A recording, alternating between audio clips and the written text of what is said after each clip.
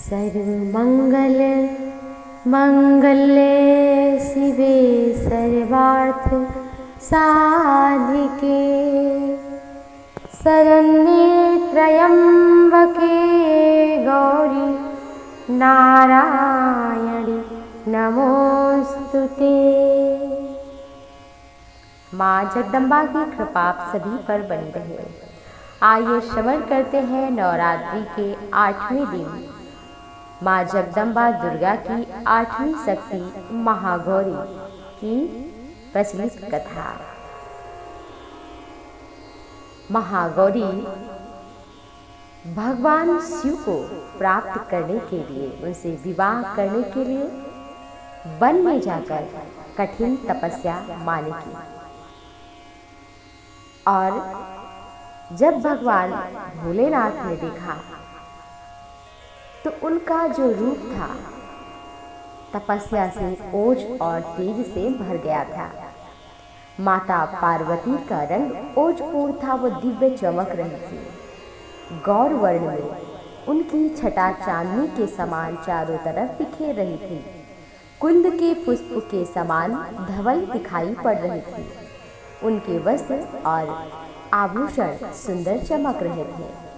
माँ गौरी गौर वर्ण होने के कारण महागौरी कहलाती है और विद्युत के समान कांति और इनका जो वर्ण है वो अति सुंदर है, इसलिए इनका नाम महागौरी पड़ा। महागौरी की एक कथा इस प्रकार भी है। जब माँ गौरी वन में तपस्या कर रही थी तो एक सिंह वन में भूखा विचर रहा था। भोजन की तलाश में वहां पहुंचा जहां माँ भगवती उमा तपस्या कर रही थी। देवी को देखकर सिंह की भूख और बढ़ गई, परंतु वो देवी के तपस्या से उठने की प्रतीक्षा करने लगा।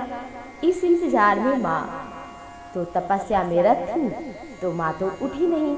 काफी देर हो गई, वो बहुत भूखा था, विचलित हो रहा था, लेकिन फिर भी नहीं उठा।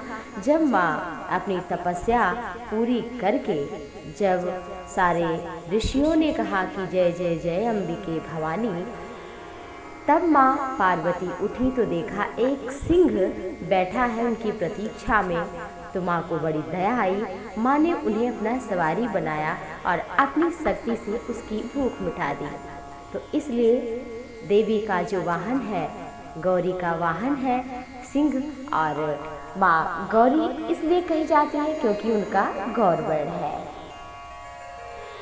और माँ दुर्गा की जो 9वीं शक्ति है उसका नाम है सिद्धिदात्री, यानी कि माँ के नाम से ही पता चलता है कि सिद्धिदात्री अर्थात समस्त सिद्धियों सभी सुख को प्रदान करने वाली देवी। माँ दुर्गा की 9वीं शक्ति का नाम सिद्धिदात्री है। सभी रिद्धि सिद्धि को देती है। इनकी उपासना करने से विधि विधान से जीवन में सब कुछ प्राप्त हो जाता है।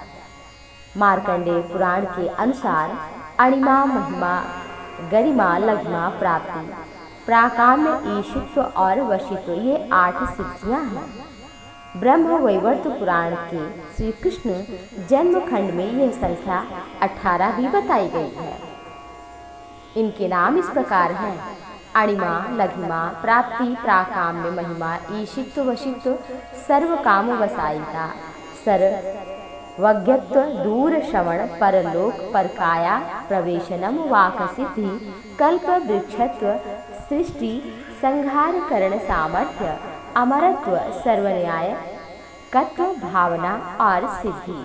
माँ सिद्धिदात्री भक्तों और साधकों को ये सभी सिद्धियां प्रदान करने में समर्थ है।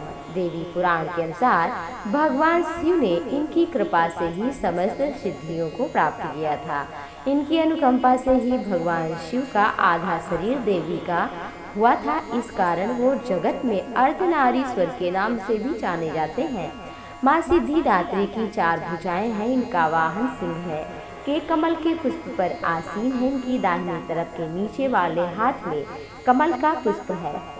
हर मनुष्य का ये कर्तव्य है कि वो सिद्धिदात्री माँ की कृपा पाने के लिए निरंतर प्रयत्न करे, उनकी आराधना की ओर अग्रसर रहे। इनकी कृपा से जीवन में अनंत दुख से, संसार से निर्लिप्त रहकर सारे सुखों का फिर उपभोग करता है और अंत में मोक्ष का भागी बन जाता है। नौ दुर्गाओं में माँ सिद्धिदात्री का अंतिम स्वरूप माना जाता है। ये अन्य 8 दुर्गाओं की पूजा उपासना विधि विधान के अनुसार करते हुए 9वें दिन इनकी उपासना अवश्य ही करनी चाहिए, तभी नवरात्रि का पूर्ण लाभ मिलता है। सिद्धिदात्री माँ के कृपा पात्र भक्त के भीतर कोई कामना नहीं बसती है जो पूरी ना हो।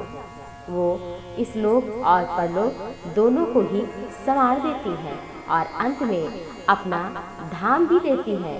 तो माँ सिद्धिदात्री की आराधना उपासना अवश्य करें और माँ का नाम स्मरण करें। आप सभी को नवरात्रि की बहुत बहुत शुभकामनाएं। जय माँ।